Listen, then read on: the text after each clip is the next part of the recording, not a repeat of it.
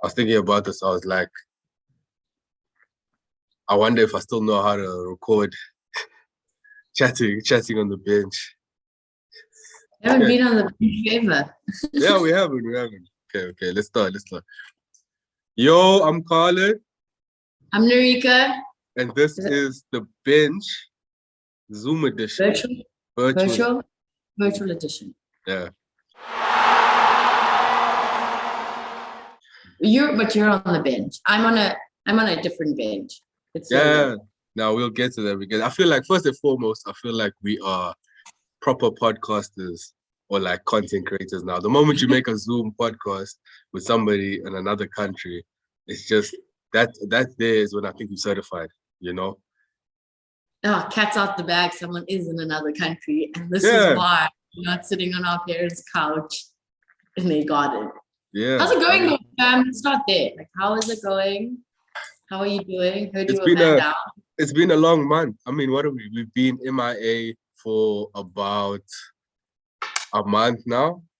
We apologize to all the bench warmers out there. We have been M.I.A. We had a whole wedding in our family. You know, shout out to the married couple. Then Norika decided to go on, you know, a journey, and then I was left solo dolo at home, trying to pull together strings to make episodes of the bench. But then I got sick. Going out in the streets, I do not recommend going out in the streets. Every time I went out, I got sick. It wasn't COVID. I didn't test, but it's just, I guess it's not meant to be. We was going to make a video last week chatting about the Women's African Cup of Nations, which is on, but then also, again, down bad for a whole week, literally dying in my bed, you know? So it's no joke. Not COVID again, but just, I think it's like a higher power trying to punish me for me being out there. Maybe you're allergic to the streets, fam. Maybe the streets don't want you anymore. They said, you've reached your cap, stay at home. Yeah, I feel like that going forward, I have told the people that I used to go out with that was my last time going to that place, and I will never be going back. But anyway, that's neither here nor there. We have apologized. I feel like if you are sad, get over it. We're back now to our bread and butter.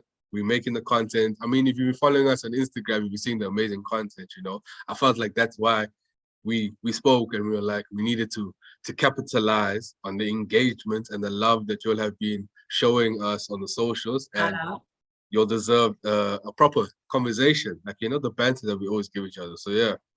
Do you know what, actually, we low-key beefing, because I saw you post on Instagram that I left you, and I'm pretty sure I was out here trying to bargain and tell you that we should do this together. No, I got left. I did get left. I'm not sad about it.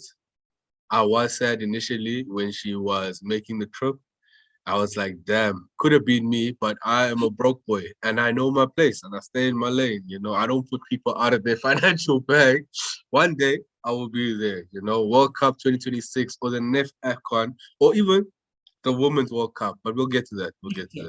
Yeah, we're not there yet. But as a lot, if you have been following us, but if you haven't, I am in Morocco. I trekked all the way from South Africa to Morocco.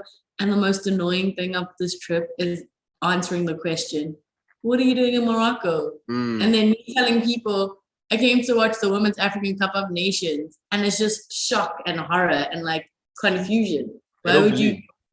They don't believe it. They're like, why would you come here to watch that? I'm like, what do you mean, watch what? Women's football? The African Cup of Nations? Why wouldn't I? And also my country's playing, like 100%.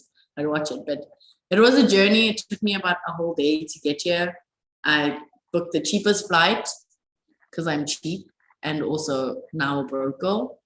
And I didn't sleep in the airport because I was paranoid that someone was going to steal my shit. I just stayed away. And then I got to the airport. I got to Dubai for my layover. From Dubai to fly to Casablanca, which is in Morocco. And everyone thought I was Moroccan because, spoiler alert, Moroccans either look like us or we look like them. But now everyone's out here going, Habibti. Abibti. Abibti, please, you know? I bet you somebody came up to you, started singing to you, professing their love, you know, and you're just like, no, sorry, no, no bueno. English. Me no hablo inglés. No, they speak French and Arabic out here, fam. Oh, But it's been dope. I haven't done a lot. yeah. A lot of everything I do is I still work. I'm still putting in my, 9 to 5. my 9 to 5. But all I've been doing is watching football. So like I arrived, I had one touristy day, and then came to Rabat, which is the capital city of Morocco, which I didn't know. I didn't know that was the capital. I thought Casablanca was the capital. Yeah.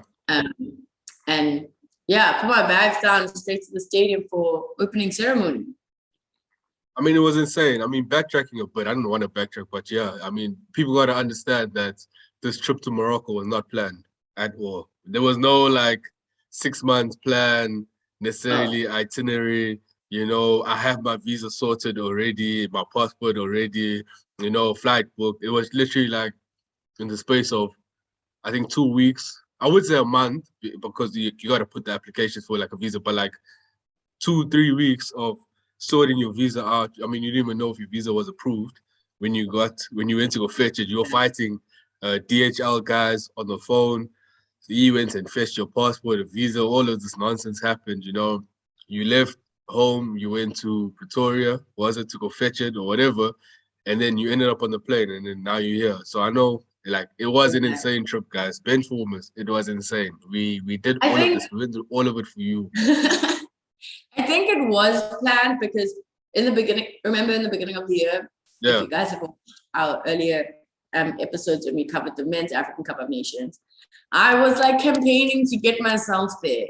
Yeah, we tried. We spoke about it. We always spoke about it, but it wasn't actually like in like, you know, solid. It wasn't solidified.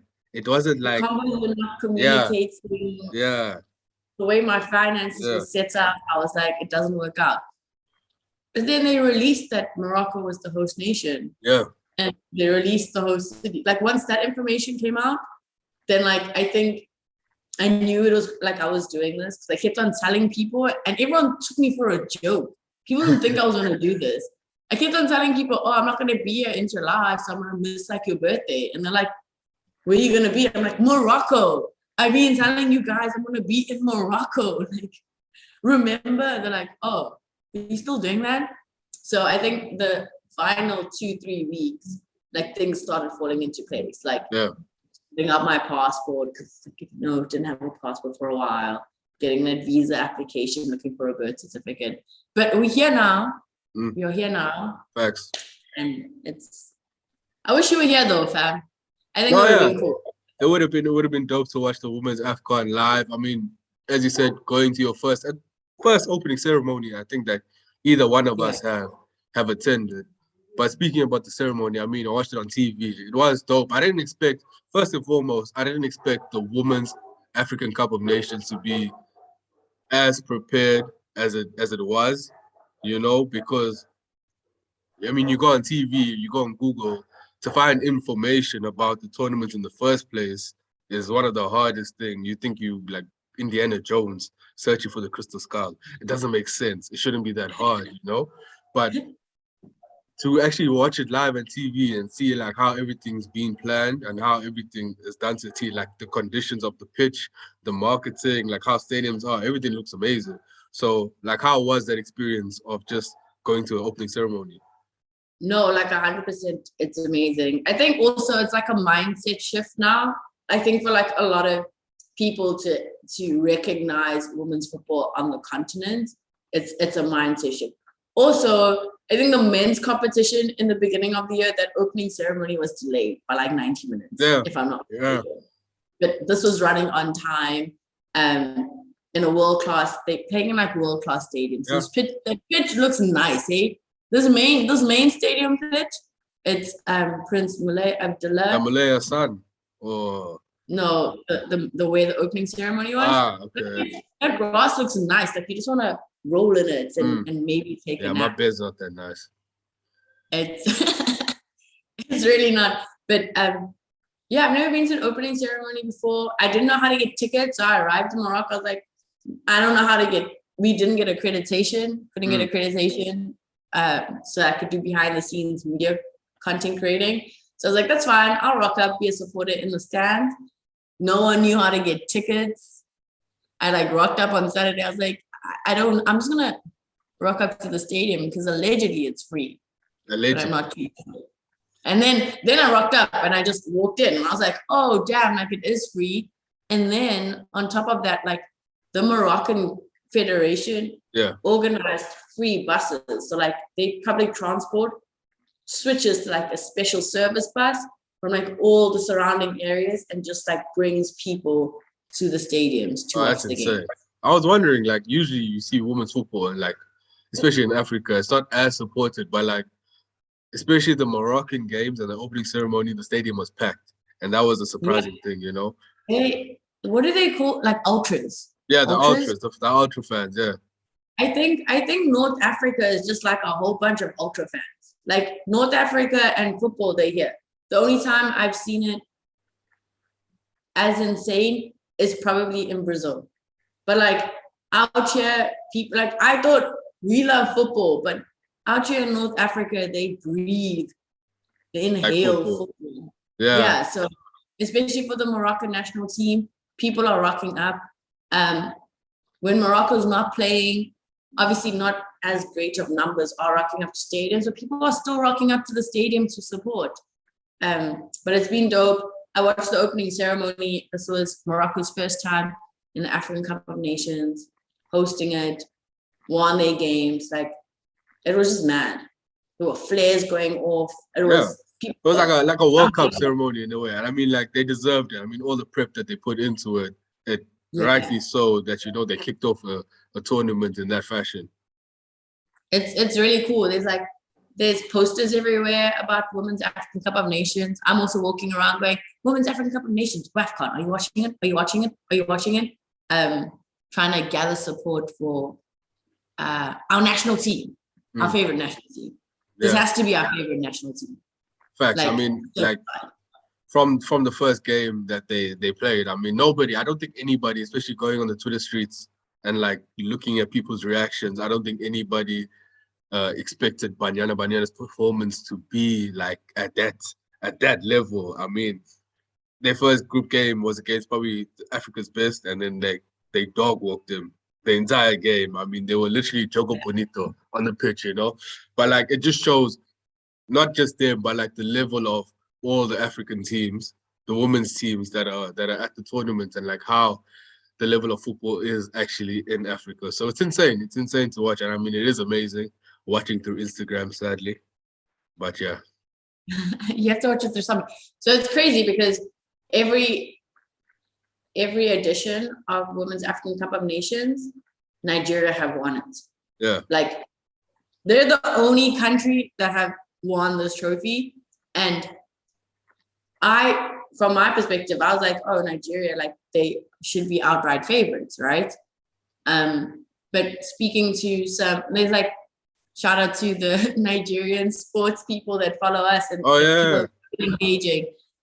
Before the tournament started, they were like, no, don't back the women's team. Like there's a lot of moving parts in like the Nigerian Federation, like the men's team and women's team. It's not moving too great. But South Africa went in as favorites. Banyana Banyana went in as favorites. So I think Nigeria as a first game was going to be a tough game, but I backed our team. And watching the game, we were just so much more composed and we played better football. Like we held possession really well. Yeah. We passed really well. Our movement off the ball to create those spaces for like those through balls to attack the goals was way better. And I think like we led from the back. So we led from the back and we led from the forward because we had our star goalkeeper Andile in the back, who I'm pretty sure at the end of this tournament will not have a voice because all she does is just shout and like instructions up the field. And then from the front, we had Tembi Katlana before she got injured. before she played in the Nigeria game. And it's also just vocal from the front. And like everyone in that Banyana team is just, they're on it. Like they're all on the same wavelength. They're speaking to each other.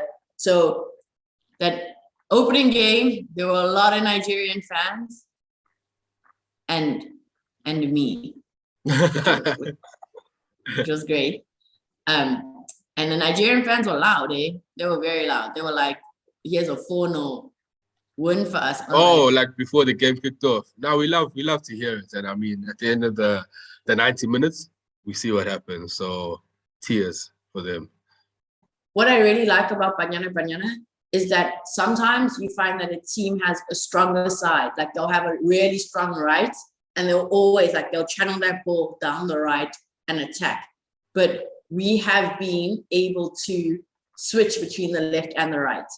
Yeah, their side, left and right, we talk about it, there's like amazing balance on either flanks. And I mean, you don't even see that in everybody's game throughout the tournament. But I mean, as I said earlier, the quality like throughout the tournament, I think has been surprising for a lot of people, especially if you don't follow women's football, you know. But I mean, I don't think there was many surprises about the teams that qualified out of their groups. I mean, you saw the likes of Morocco, Nigeria, but I mean, you know exactly like from Group A to the last group exactly who qualified. So just a quick run through of the group. Oh, to me? Yes, okay, cool.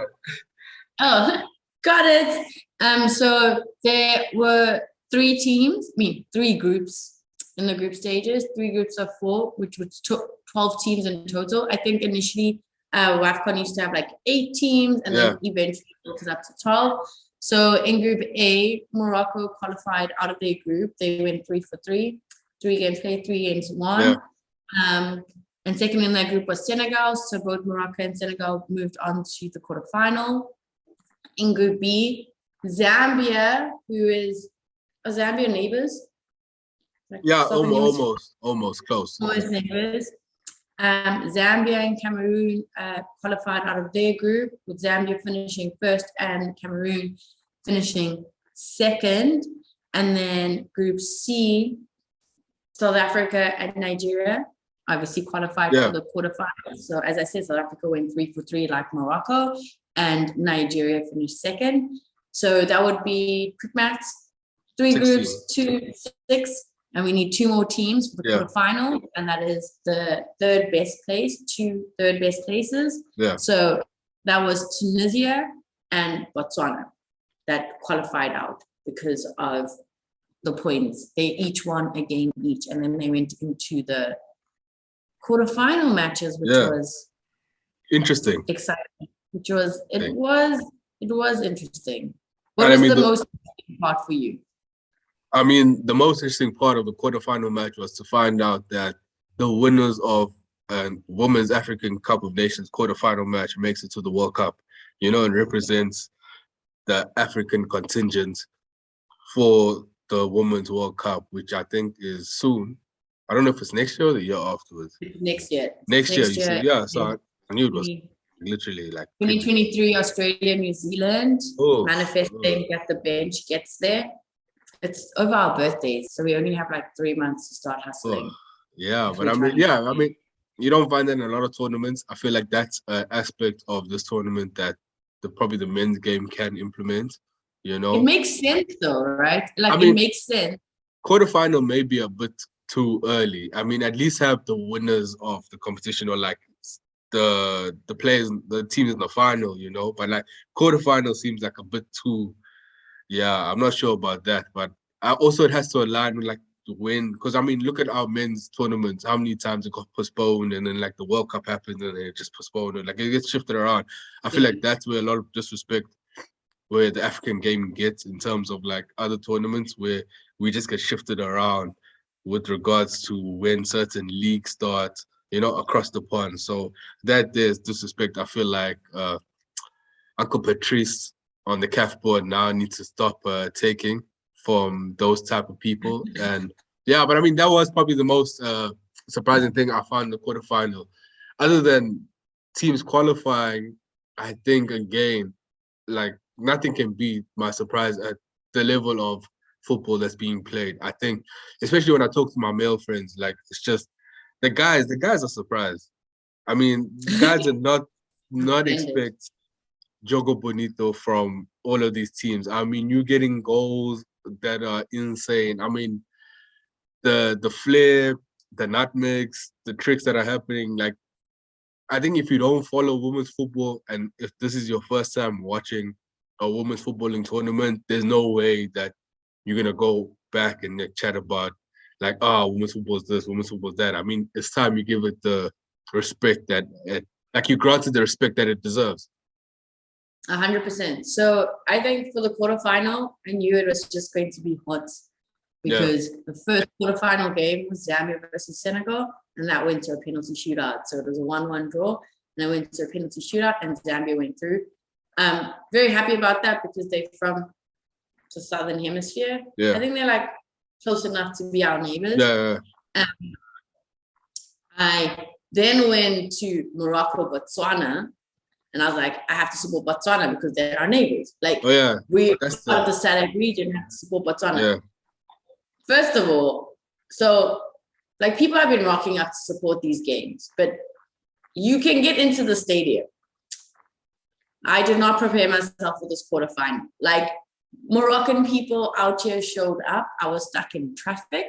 I nearly missed the game. I had a ticket, but the gates were closed and they didn't want to let us in. I made a friend with the guy who's working at the stadiums, like scanning people and like organizing how people get into the whatever. I don't really know what he does, but shout out to him. Yassine, if you see this, you're a star. He had to like come out. He had his walkie-talkie. He was telling the guards to open to let us in. Oh, you got like special service.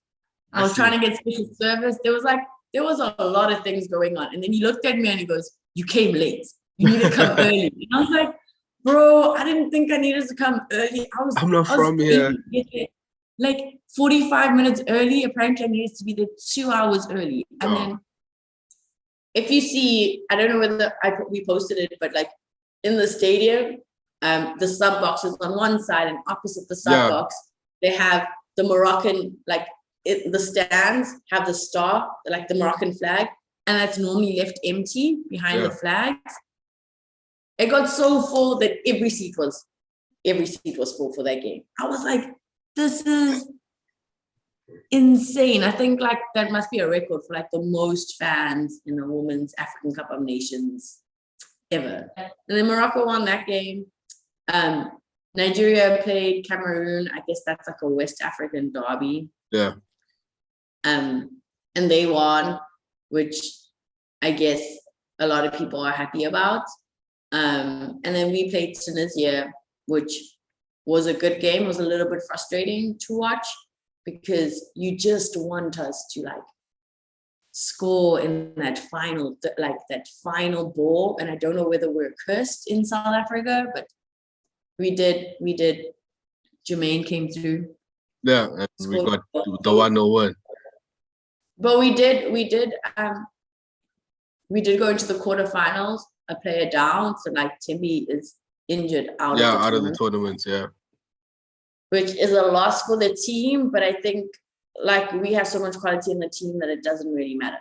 Yeah, I mean, we spoke about that quarterfinal was insane about how like South Africa went up early 1-0, and then we thought it was just gonna be like 4-5, like the way it was going, because they were just making chances upon chances. Like Tunisia were not in the game, and I feel like the longer it went on being 1-0, the more like Tunisia grew into the game. And then we realized, hey, like these women can actually play ball as good as we play ball right now. Like we still made chances, but I mean, again, we spoke about Knox and how she actually gets into the space. And I feel like this was the game where I feel bad for her because, I mean, a lot of people were getting on her back for missing these chances. I mean, they were open chances, but then again, like she is a winger. She's not really a striker. I mean, at the end of the day, you are supposed to bury the chance. It can be hard, but I mean, you know what? Getting buried. They got the 3 points. They showed their quality, but I feel like it was a different performance that they had in the Tunisia game compared to the way they opened the tournament. And I feel like that's what a lot of people were saying, where South Africa showed their level and they were just pushing forward. Like, it was just increasing. Whereas against Tunisia, it started high and then it just started dropping. Like, you could just see the woman getting nervous a bit, like, getting a bit tetchy, making bad decisions, especially defensively. So it could be a surprise going forward how on what type of performance Banyana Banyana do come out with in the semis. But hopefully, like, that's just like a once-off thing and they just dust themselves off and then just like, we are Banyana Banyana, let's play to our level. I don't know if all of South Africa managed to watch that quarterfinal because I heard people are sitting in stage 8 load shedding. Hey, no, we down bad. We down bad. Not us. Not KZN. Not KZN. KZN, we don't have water. We don't have water. Also not bathing. What? We're not water? Bathing. There's no water. How? People are going to school with clunking. It's rough out here, That is mad. Yeah. I think Uncle Sura and Eskom need to rally together and suspend load shedding when Banyana are playing. I think also two things on that Tunisia quarterfinal. One, when you play a team that's not up to your standard, you tend to normally like I don't know, go backwards and not play your game because they're not like up to your level. Yeah. I don't think Tunisia is up to a Banyana level. Like when I watched the game, I was like, they're slower than us. Football intelligence is not as good. And I was sitting on the Tunisian side with my South African flag, and they were not happy to have me on that side of the stadium. Secondly, I think Linda did not have the greatest game.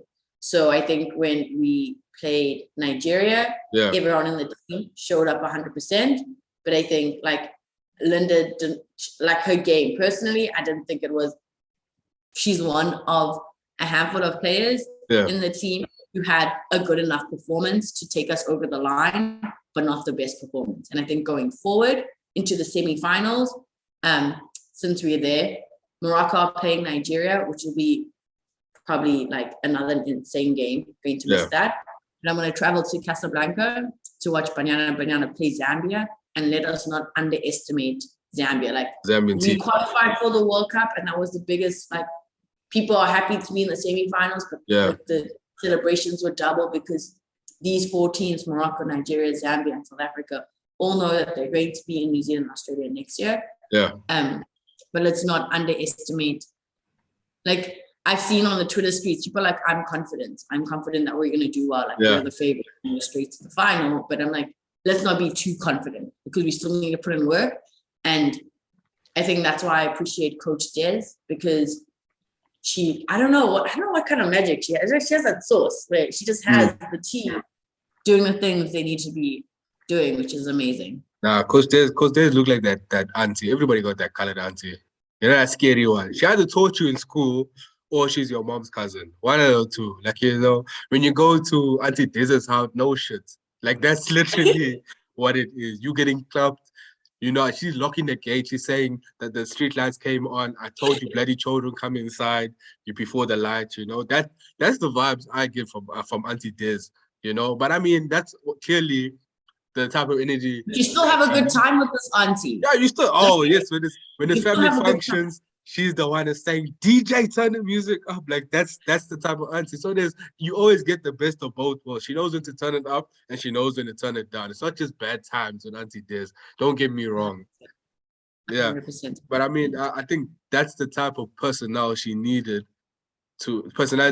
to have in order to get the best out of Banyana Banyana. And I mean, over the years of her coaching this team, proven results, I feel like, as you said, it's not time to be overconfident and forget actually what we came here to do or what you went to Morocco to watch. It's us lift the trophy. So going to the semifinals, not time to be lazy. It's not time to be too comfortable in our own skin. It's time to go out there and like actually show the world exactly what Banyana Banyana are about. I feel like it's our time. Like I'm not gonna lie. I've been sitting and I've been thinking about it, and it just seems like the stars have aligned, and it is our time to win. Like we've gone to finals before. We've never won this trophy, and I don't know. Like it's either South Africa versus Nigeria, which will be an interesting final, or South Africa versus Morocco, where I will probably try be the loudest person in that stadium. Yeah, but I mean, looking at the semis, we have been speaking about it. I mean, semi-final 1 is Banyana Banyana versus Zambia. That's the one where we try not to be overconfident. And then I think game of the tournament, especially like the type of teams that are playing in it and the stakes that are involved, it has to be the second semi-final, Morocco, Nigeria. So? Yeah, I think so. I mean, I can only imagine, like in South Africa, we don't really get the vibe over there, but I feel like approaching game day on Monday, it's going to be like tense going to that stadium and being around Morocco. Objectively, comparing the two semifinals, that Morocco-Nigeria game is going to be intense. One, because Morocco home ground advantage and their fans are going to show up. That stadium's going to be full. But two, I think there are enough Nigerian supporters out here to also want to rally around their own country. Like maybe some other West African countries that are out here in Morocco are going to support Nigeria because they're all from a similar region. So that's going to be a good game. Although the number 11 at Morocco is going to cause Nigeria problems. I keep forgetting her name, but she's the winger. She's the number 11. Everyone keeps speaking about Rosella. I think her name's Rosella. She's the forward. She plays for Tottenham Ladies Hotspurs. Yeah. I don't rate her as much as everyone else does, but I rate their captain and I rate that number 11. And that's going to be a problem for the number 11 is Fatima Tagnaout. I don't know how you pronounce it. You gotta ask your Moroccan mates exactly how to. I know Fatima. I know a couple Fatima, but the surname I'm not too sure. Yeah, but I mean it's exciting times, guys. Don't get us wrong. I mean, from the first game of this tournament up until the semi-final, I feel like it's gonna be hard for us to not watch Banyana Banyana actually make it to the final. And I mean, that's why we're watching. That's why Norika made her way all the way to Morocco. And I mean, hopefully you watch the first. Yeah. I'm self-proclaiming that I'm Banyana Banyana's #1 supporter. Yeah, I mean, not anybody makes all the way. I mean, you watch the opening ceremony, and then hopefully you're gonna watch your first final. And then also, I feel like you are the #1 spotted person on South African television, on SuperSport in general. Everybody's asking, who is this girl in the Bafana Bafana shirt? It's me, Norika, at the bench SA. Maybe I should make a sign, at the bench I told you make a sign, then you were like, no, you're asking for too much. But it's insane. I mean, before you were leaving, I was like, nah, she's probably going to be the only South African that's not like a coach or a player or like an executive in the stands. Cameraman is definitely going to have their eye on you. And I mean, it's literally probably the most correct thing I've ever said in my life. Because every game, I watch with my dad, right? We're literally watching the game. And I feel like we're not even watching the game for the football anymore. It's just to spot Norika in the stands. We're just sitting there, and then all of a sudden, camera pans, and then my dad would be quiet the entire match. The moment his daughter's on TV, there she is. I'm like, oh, gotta pause, gotta get up, take a picture, record over there, be like, okay, hi, send it to the family chats, and he's like, hey, I saw you on TV, huh? So I feel like until you come back from Morocco, we know who the favorite child in the house is, and I feel like this is your glory moment, and you gotta bask in this. I've always wanted to be on SuperSport. Right. I mean, if you're not presenting on SuperSport or talking on it, the one way is just put your face everywhere in the stadium. So yeah. Yeah, do you know what the funny thing is? I don't sit anywhere close to a cameraman. So I have no idea how they, I don't see cameras around me and I'm never cognizant. I'm always watching the game. There's a few South African footballers that follow us on the bench. Yeah. They're DMing us and I'm like, you should smile the next time you're on camera. I don't know when I'm on camera, bro. I'm just living life. But yeah, and the second thing is that I think it's because I'm wearing the Bafana AFCON winning jersey. Everyone keeps asking me about it. I think I need a tin salt or something because too many eyes on this jersey. Hey, So for I real. mean, like people have offered South Africans that are here, like the executive people that Yeah. have met me, have offered to buy it off me. They're like, I don't care if it doesn't fit me.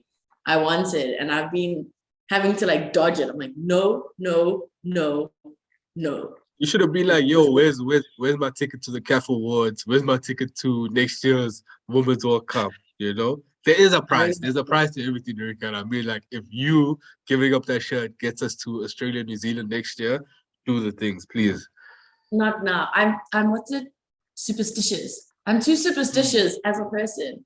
Like, I can't be doing that and we haven't lifted that trophy yet. This jersey is taking me to the trophy and I will cry. And the cameraman will catch it on Super Sport, just tears down my face, like I was an actual player. I will cry if we win this, and it's insane. People keep asking me where I got this jersey from. I am not revealing the sources yet. Like, once we get to this final Yeah. and we win it, I will link the source, guys. I will put them on and I will tell you exactly where to get it from. But until then, you can go find it on your own because nothing needs to change. We just need the energy needs to be kept the same. Same energy, same routine, trying to get to a final on Saturday. Nah, I hear you. It's like not cutting your hair before a big game day or like not cutting your hair during exam season. It's just everybody has those weird superstitions, and I feel like your one is now not washing a shirt and wearing it until your team wins the final. A disgusting superstition, but if it makes us win a trophy, I'll give you that one, fam. No, we're bringing it home. Hashtag bringing it back with us. I don't know. Coming home, it's coming home. I wanted Fam, like something if different. if Banyana Banyana win, we deserve a trophy parade, and hopefully it's in Durban. They got to do it in every city. If we not if when Banyana Banyana make it to this final and they win, I'm running on the pitch. Like I'm gonna figure out how to run onto the pitch because I'm gonna run onto the pitch. That's one way to get on TV and also get I the might buzz get for tackled. Morocco. I might get arrested, but I'm running on the pitch. Ain't no way. Like I have to. At this point, I have to. Like we win. I need to storm the White House, which in this case would be the pitch. And I'm gonna go hug Auntie Des, Coach Des. But I feel like by this time they should know you. I mean, you're the only South African supporter. You're the only South African supporter that's been like attending the games. You met Andile Dlamini, the goalkeeper. I don't know if you met any of the other players, but I mean, we've been interacting with them on the socials. You live right close to them. I see you always spotting their buses and stuff. So yeah, they live like close, but I can't go into the hotel. I don't think so because of like COVID regulations. And I also don't want to let go. It's like I said hello to them, and then maybe I had like a little bit of COVID on me somewhere. Just a smidge. Also, I'm very nervous. Like I don't want. Like I'm happy not meeting them until we lift the trophy. Like I'm happy. Oh, it's part of the superstition. They didn't think I was South African in the first two games. I think they were confused because I blended in with the crowd. I was like, no. I even told Andy, I'm like, no, Andy, I'm South African. We're the same people. I'm singing the national anthem, even when they cut it short, which I don't want to get into because story. But now I think they know who I am, which is great. So catch me on Super Sport. Catch you on Super Sport. Watching the next Banyana Banyana game, when you see Norika, fam, take a picture, tag on the socials. We need to get down to the bottom as to why the cameraman loves Norika so much. There's been allegations of bribery. There's been allegations of her dating the cameraman. We need to come down to actually what the truth is, because there's always three sides. It's her side, it's the cameraman's side, and it's the actual truth. My side is the truth. But follow us on the socials if you want live updates of the Moroccan experience, specifically the Women's African Cup of Nations, at the Bench SA on Instagram and on Twitter. If you catch me on TV, tag at the Bench SA. Let's see if you're watching the games. Sorry again for being M.I.A for a really, really long time, but drop a comment below this video. Let us know, are you watching the Women's African Cup of Nations? What has been your favorite moments? Do you think Banyana Banyana are going to take it? Bring it. Take it all the way home, because I'm going to go with them. But like, bring it home with you in South Africa. Like, it's coming home to you. Don't forget to like, share, and subscribe. All the way from Morocco, I'm Norika. From Durban, I'm Colin. And this is The Bench. Until next time. Peace.